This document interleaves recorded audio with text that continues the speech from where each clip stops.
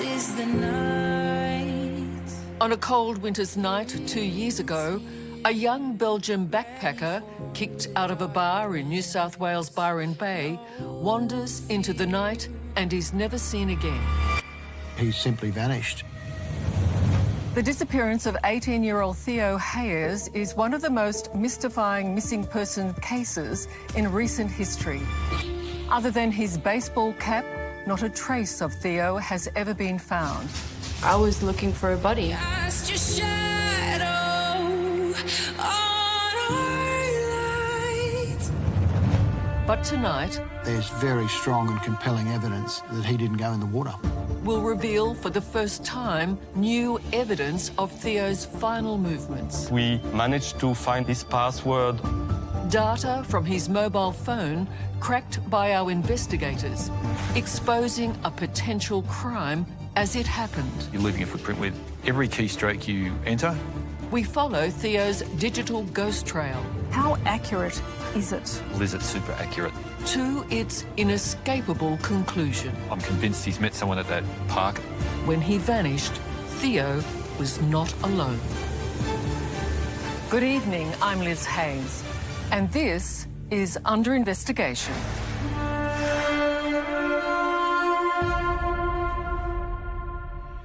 Joining me, Ken Gamble, one of Australia's foremost private investigators who's been working on Theo's case for 2 years.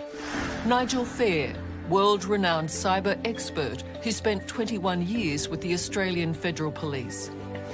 From Byron Bay on the New South Wales North Coast, Mandy Nolan, political candidate and local resident of more than 30 years, who's witnessed a dark shadow descend upon her hometown since Theo's disappearance. And in Melbourne, Jean-Philippe Pector, known as JP, Theo's godfather, who spearheaded the relentless search for answers about the disappearance of the boy he loved. Thank you all for joining us. JP, if I could start with you, this has been a very painful time. How have you coped? Look, it has been a really tough journey, and I think the only way we managed to cope really was thanks to the immense support that we received from the local community in Byron Bay to help with the search, but also emotional support. And it was not possible, I think, to have gone through all that without that immense help to face that really big mystery that is still unsolved. At the table, Ken Gamble and Nigel Fair will help us investigate that mystery with deep analysis of data from Theo's mobile phone. Nigel Fair, in effect, it's another witness to what happened that night, isn't it? Liz, there's a lot of evidence that points to what has really happened to him, and unfortunately the police haven't gone down those avenues of inquiries to look at alternate facts. So you're confident that there's a whole lot more we'll find out following his digital trail? Absolutely. So what do we know about Theo Hayes? Well, according to family and friends, a level-headed young man on his dream trip to Australia, enjoying a 6-month backpacking holiday before starting an engineering degree at university in Brussels. Follow the sun. He travelled across the country, visited loved ones he hadn't seen in years, finally arriving at Australia's celebrity haven, Byron Bay. Some of his journey was spent with his older cousin Lisa, who now lives in Brisbane and knows Theo like a brother. He's always been cautious. He's always been the cautious one. Like, never take big risks or anything. Always calculate the risk. He wasn't a big drinker, and he never did drugs, and he always refused when he was offered. JP, you obviously spent time with Theo. Can you describe his personality? Theo is caring, loving, someone that was really thinking before acting. He was a really clever boy, and I say he was. I only can say was now because it was really tough to talk about him in the past, but he's a really wonderful young person and with a lot of potential. Late May 2019, Theo has spent one day and night with his cousin Lisa in Brisbane, then catches a bus to the Gold Coast for a quick visit. He must be in Melbourne with JP by June 12th to fly home. But what neither Lisa nor JP know is Theo's next destination. On May 29th, he catches a bus to Byron Bay and checks into a popular backpacker hostel, the Wake Up. We now know Theo meets a fellow Belgian backpacker, Antoine van Latham. 2 days later, early in the evening of May 31st, Theo and Antoine walk the 3 kilometres into town to buy a cask of wine. Their purchase captured on CCTV. JP, how hard is that to see that footage? Because that's a young man without a care in the world, really, isn't it? Yes, it's really hard, of course, to see the few last moments that we have from him, but at this stage, everything looks normal. Ken Gamble? Totally normal. It's an absolute normal picture of a young man having a night out. Absolutely, absolutely.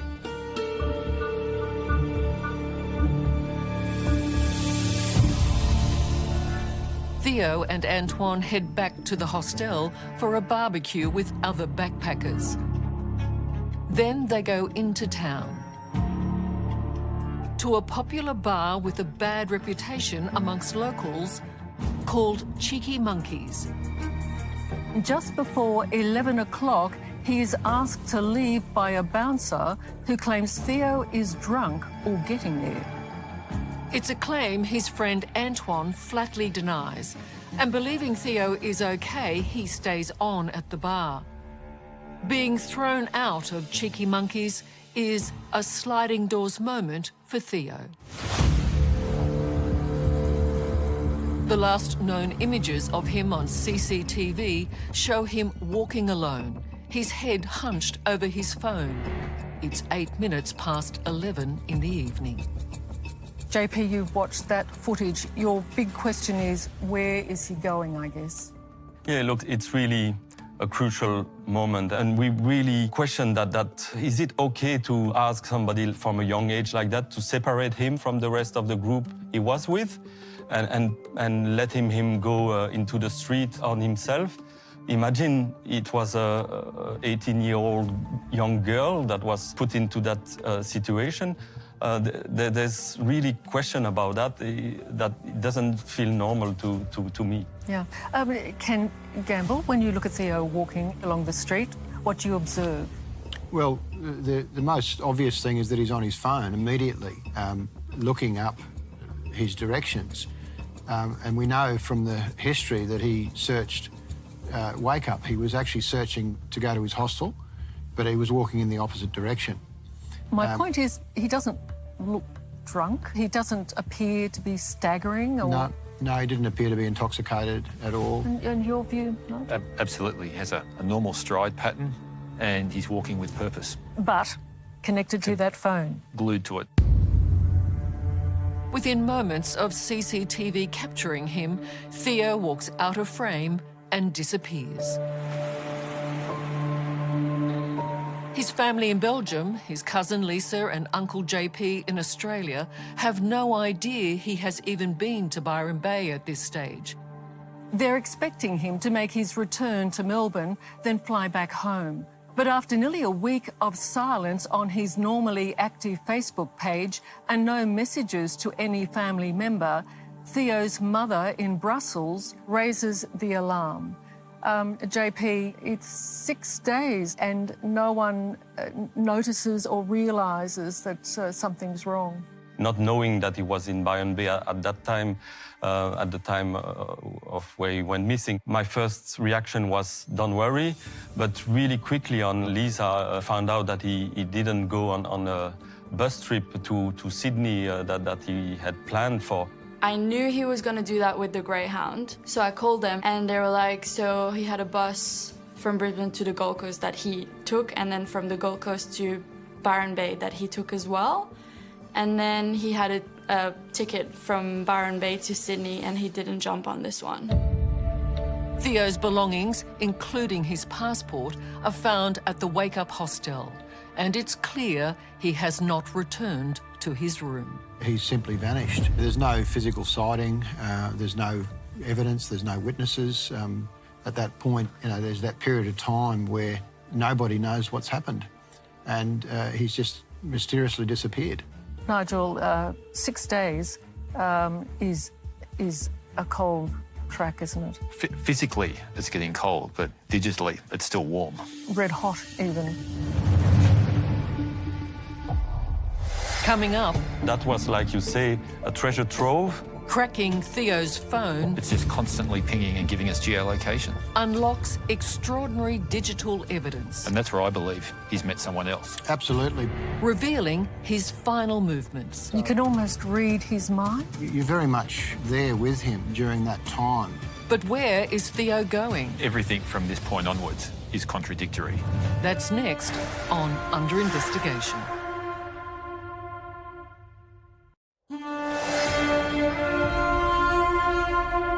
There is something in the world. It's early June 2019. And 18-year-old backpacker Theo Hayes has vanished without a trace from the New South Wales Hollywood haven of Byron Bay. Theo's family flies in from Belgium to join the search, and his father, Laurent, issues this desperate, emotional plea for help.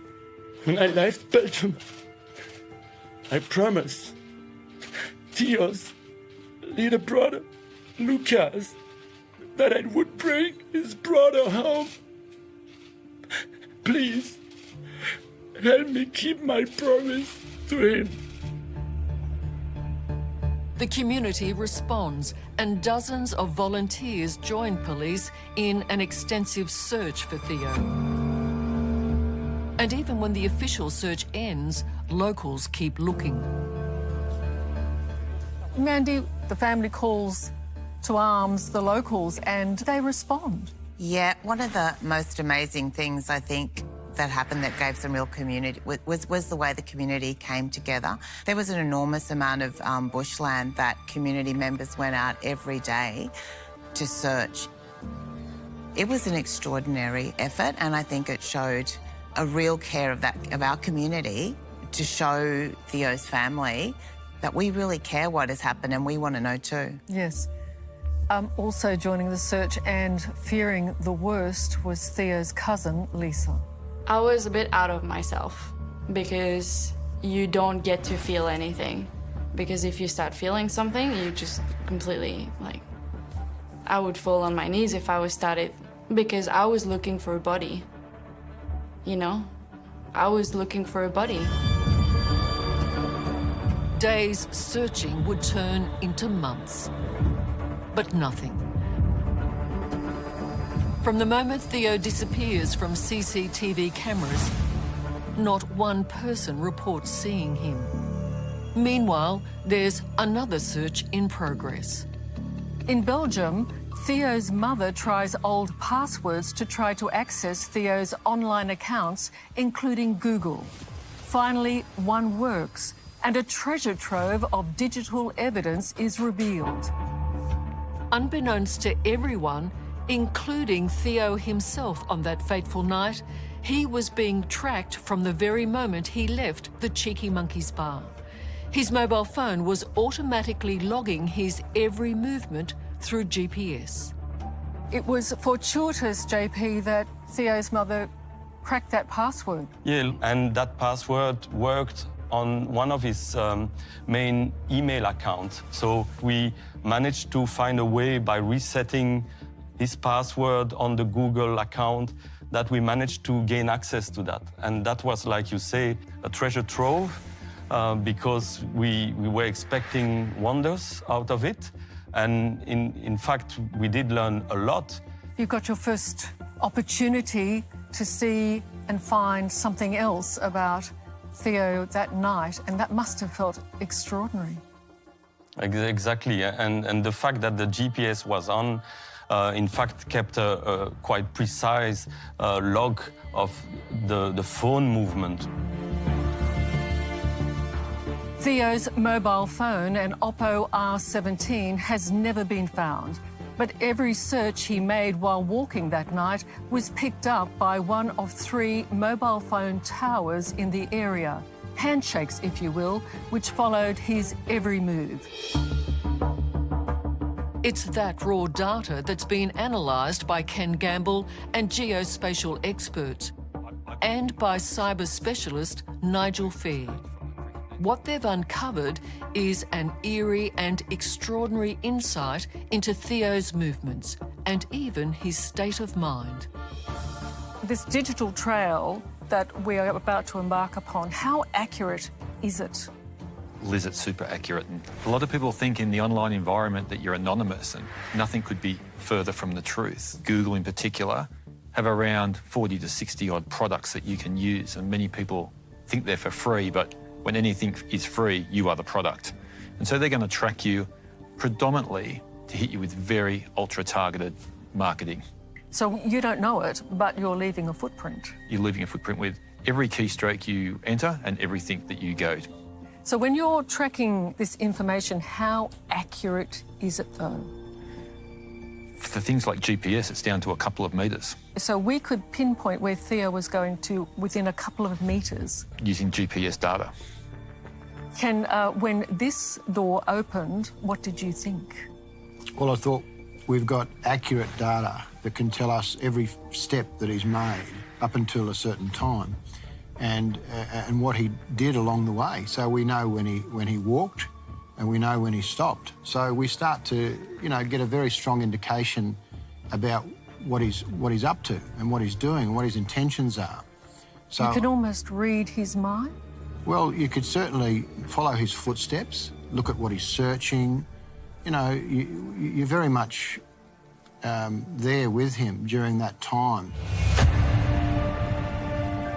The more detailed data from Theo's mobile phone provides an intricate map of his movements after leaving the Cheeky Monkeys bar.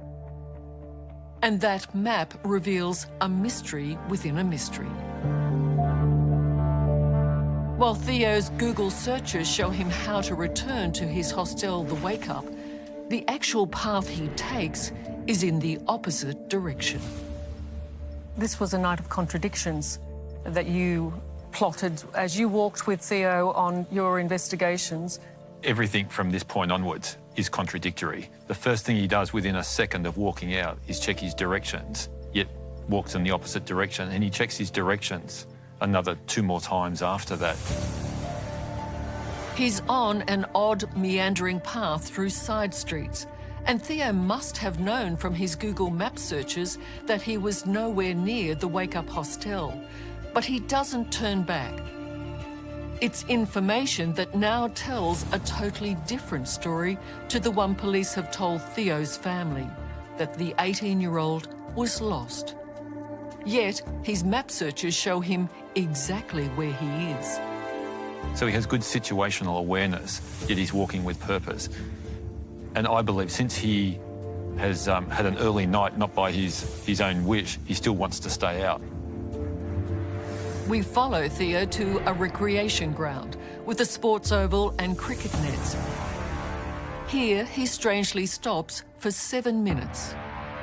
He also stops his frequent Google Map searches on his phone. And that's where I believe he's met someone else. And Ken, do you believe that he's come into contact with people at that rec ground? Absolutely. The only reason he would stay and for close to 7 minutes is because he would have been talking to someone. We know this because of his phone data. It's just constantly pinging and giving us geolocation.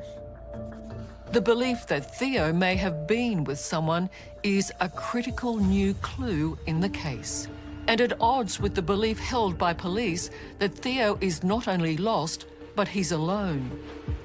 Theo's mobile data, information Ken Gamble has offered to share with police, leads our investigators to believe someone has led Theo to the dark and out-of-the-way recreation ground. When you go there at night, it's not a really inviting place. To the contrary, it looks a bit dark, it's a bit not frightening, but you wouldn't feel really relaxed in an area like that. So, yeah, that's one reason why we think he may have been guided there. Because that's not in keeping with the Theo that you know, JP. No, not at all. At about 11:30 p.m, Theo searches yet again for his hostel, but moves from the recreation ground in the opposite direction towards Byron's Tallow Beach. But if the beach is Theo's intended destination, what happens next is utterly unexpected. Coming up, So dark, you can't see a hand in front of your face. we track Theo through deep bush. The fact he didn't go an obvious route means he just didn't stumble across it by himself. But whatever is coming, And you're confident that he is in possession of his phone? At that point, I believe so. he seems to have no idea. He's relaxed, not trying to get out of a situation that he's got himself into by circumstance. That's next on Under Investigation.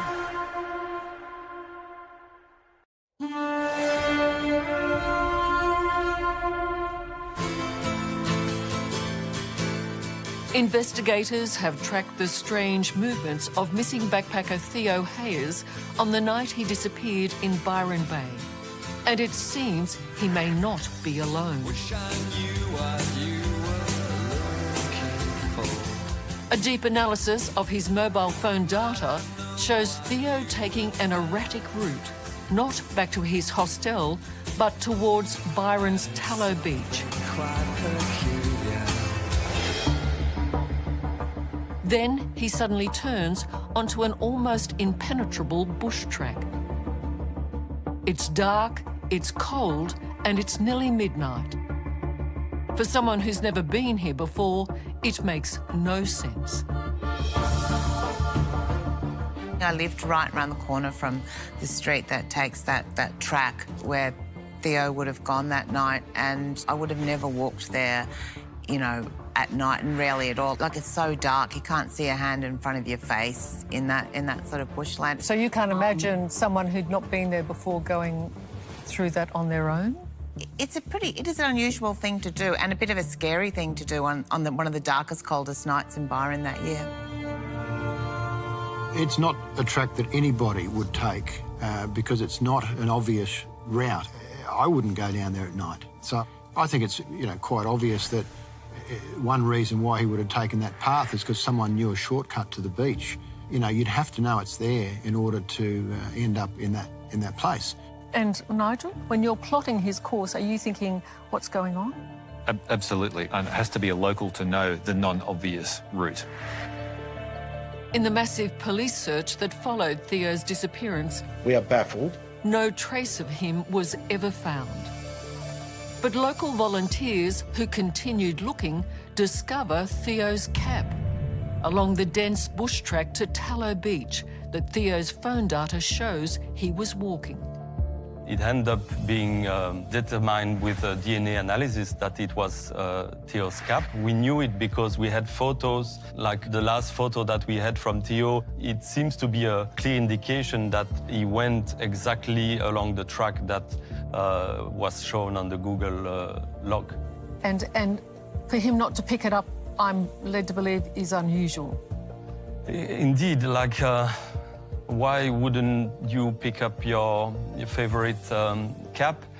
Is it because he was in a hurry? Is it because he didn't want it to lose track of the people who were showing him the way?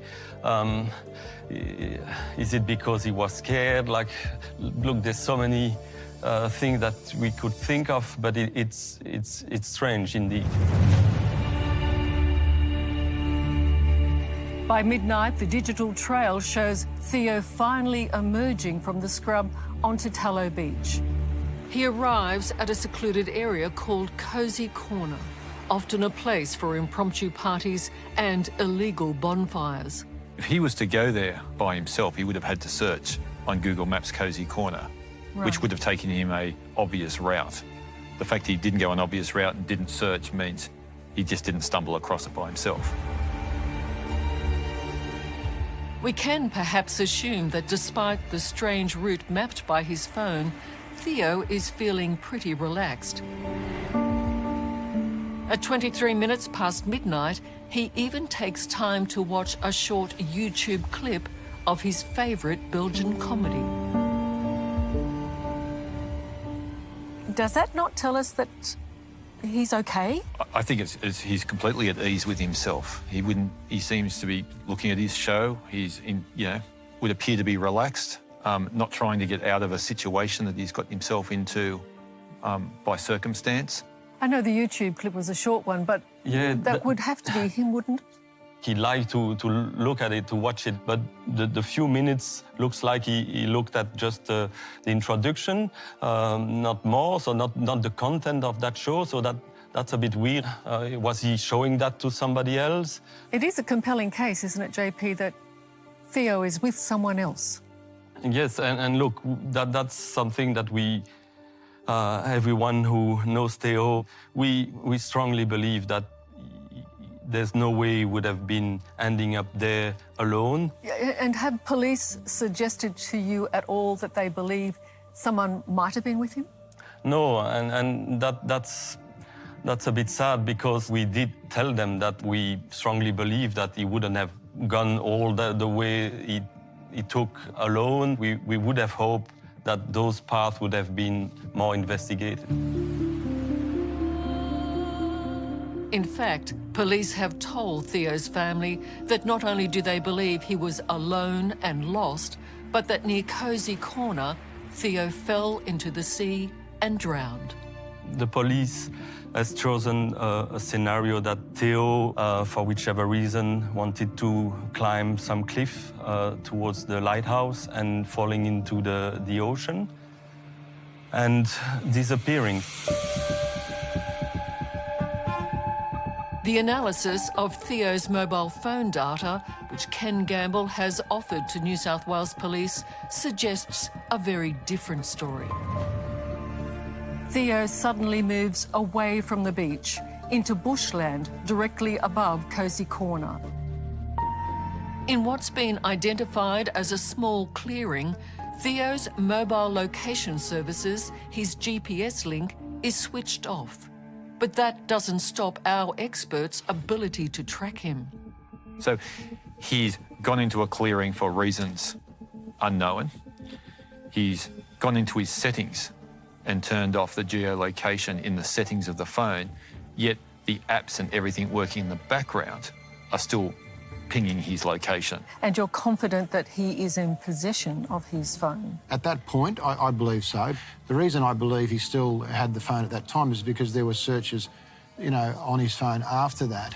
They were infrequent, though. For that period of time, they were very infrequent. And if you were on your own in Tallow Beach at Cozy Corner at midnight, with no one else around, you would think that he would use his phone a little bit more. Nigel, you are of the opinion he still has possession and control of his phone at this point? Absolutely. If we go back to when he walked out of the Cheeky Monkey, within a second he's on his device. Everywhere we see him, he's got his head down on his device. If he's not on it, he's occupied with other things or other people. Coming up, so he didn't get up that hill? His phone didn't. From this point on, everything you hear is new and unreported information. Whatever happened to Theo at 1 a.m. separated him from the phone. Theo's digital ghost trail. Now, if his phone was moved, he's not the one that moved it. Leads investigators to a new path. That's critical evidence? It is super critical in the whole investigation. That's next on Under Investigation.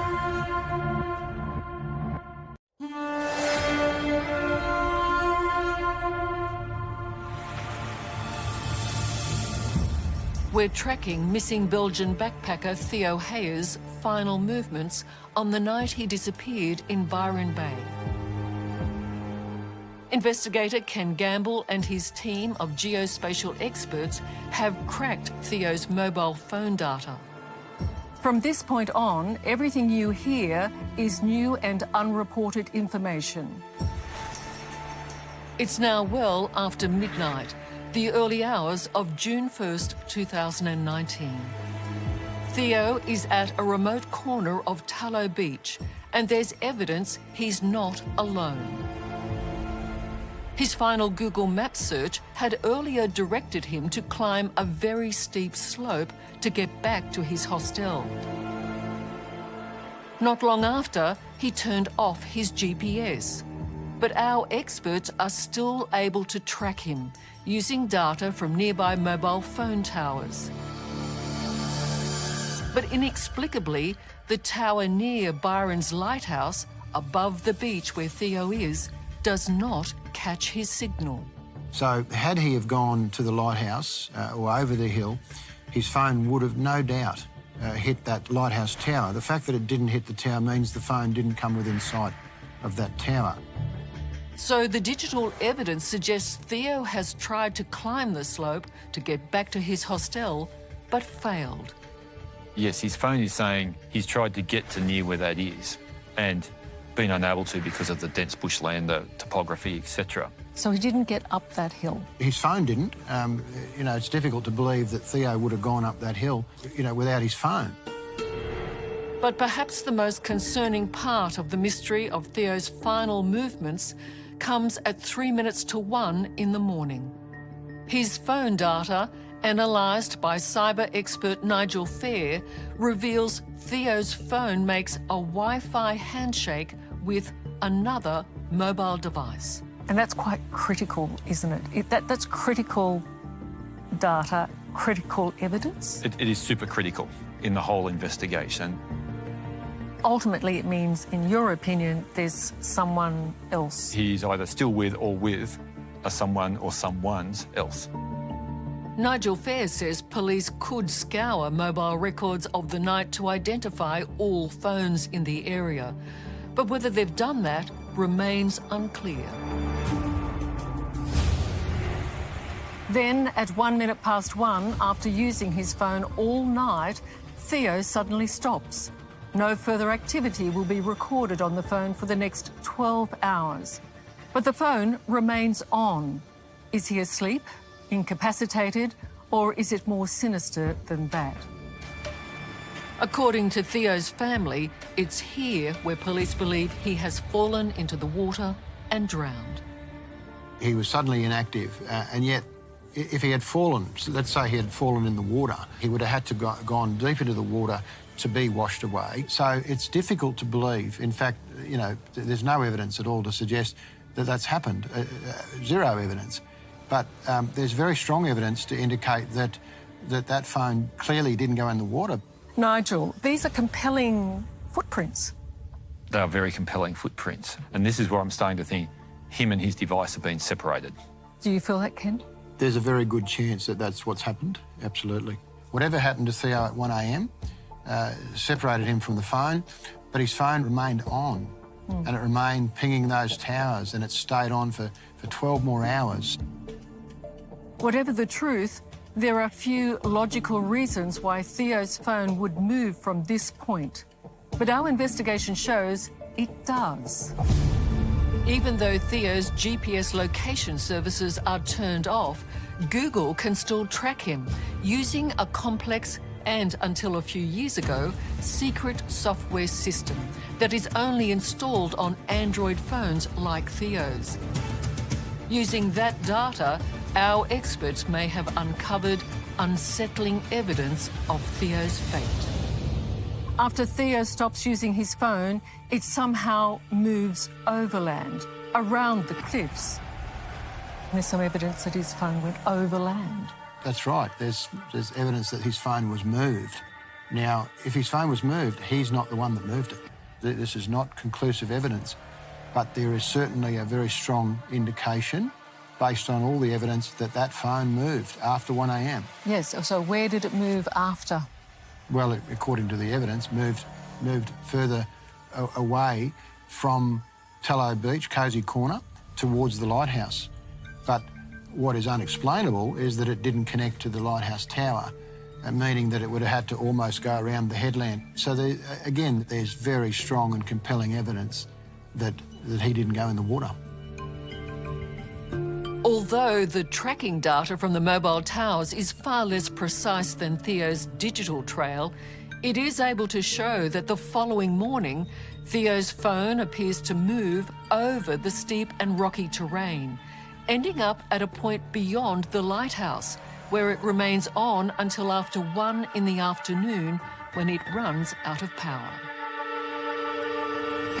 But despite being able to follow his digital trail, Theo's phone has never been found. Coming up, Was a tip-off, an anonymous tip-off. a strange and sudden breakthrough. Theo's belongings had been dumped in an abandoned house in Nimbin. While looking for Theo, This is a physical avenue of inquiry which appears to have been missed. our investigators uncover an eerily similar case. I would hope that we will get some answers. That's next on Under Investigation.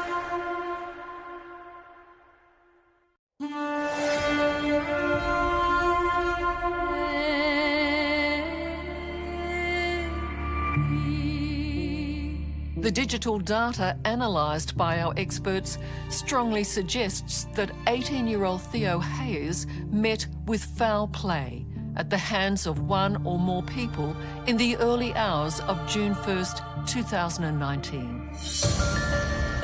But added to their investigation is an extraordinary lead that came from the Hayes family's website, set up to receive information from the public.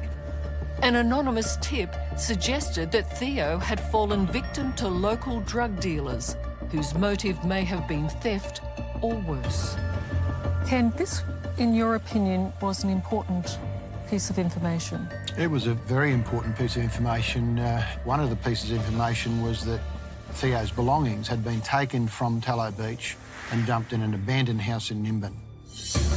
Ken Gamble reported the information to police, which led them to that abandoned house in Nimbin, 70 kilometres from Byron Bay. So we then went to Nimbin, we tracked down an abandoned house. There was only one in town. When we got into that house, we were astounded to find 3 suitcases full of belongings scattered all over the lounge room.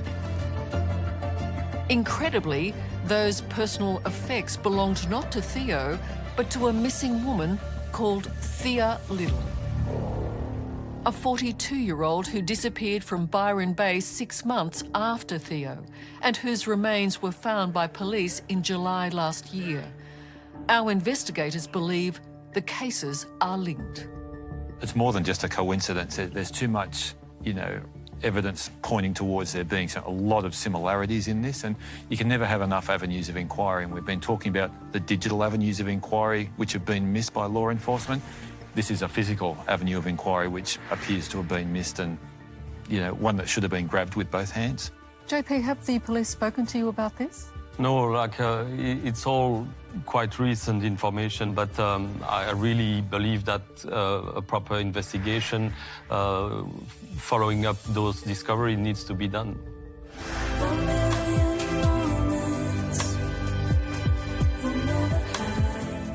Misadventure or foul play?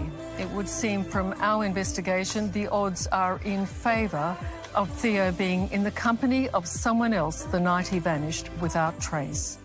His digital footprint, when examined more thoroughly, shows his phone being moved hours after he stopped using it. So, if police are correct and Theo did fall into the sea, why did his mobile phone continue working and move from where it's believed he fell? Theo's cousin, Lisa, accepts that after long searches and intensive investigations, there is little hope the news of what happened will be good. What could be worse than now? I mean, he's gone anyway. We don't know where he is. I don't think there can be any worst case scenario. There could be a best case scenario. He just comes back tomorrow. But it can't be much worse than it is now. Now we're just waiting to see what happened, but we know that something really bad happened anyway.